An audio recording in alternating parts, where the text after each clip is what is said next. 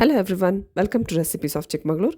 ಇವತ್ತಿನ ವೀಡಿಯೋದಲ್ಲಿ ನಮ್ಮ ಮಲೆನಾಡಿನ ಸ್ಪೆಷಲ್ ಚಿಗ್ಲಿ ಚಟ್ನಿ ರೆಸಿಪಿನ ನೋಡೋಣ. ಚಿಗ್ಲಿಲಿರುವಂಥ ಕಸನೆಲ್ಲ ಹೆರ್ಕಿ ಅದನ್ನ ಚೆನ್ನಾಗಿ ಬಿಸಿಲಲ್ಲಿ 7ರಿಂದ 8 ದಿನ ಒಣಗಿಸ್ಬೇಕು. ಈ ರೀತಿ ಸೌಂಡ್ ಬರೋವರೆಗೂ ಚಿಗ್ಲಿ ಒಣಗಬೇಕು.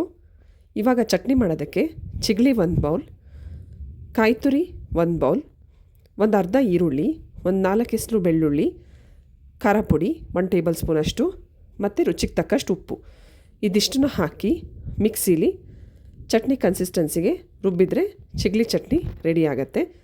ಈ ಚಟ್ನಿ ಆರೋಗ್ಯಕ್ಕೆ ತುಂಬ ಒಳ್ಳೆಯದು. ಮಳೆಗಾಲದಲ್ಲಂತೂ ಇದರ ಚಟ್ನಿ ತಿನ್ನೋದ್ರಿಂದ ಶೀತ, ಜ್ವರ, ಕೆಮ್ಮು ಇದೆಲ್ಲದಕ್ಕೂ ಮನೆ ಮದ್ದಿದ್ದ ಹಾಗೆ.